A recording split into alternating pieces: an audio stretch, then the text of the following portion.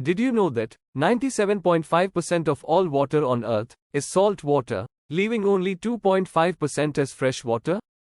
And most fresh water is unattainable.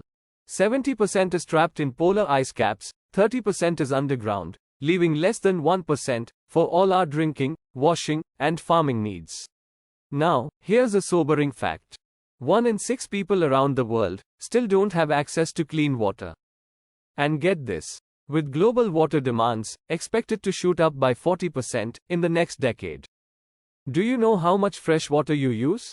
19 liters per minute in the shower, 3.5 liters per minute while brushing, and 7.5 liters per toilet flush. So, what can we do about it? It's simple. Every action counts. Start by fixing those leaky taps. Shorten your shower time. And be mindful of how much water you're using in your daily activities. Together, we can make a difference.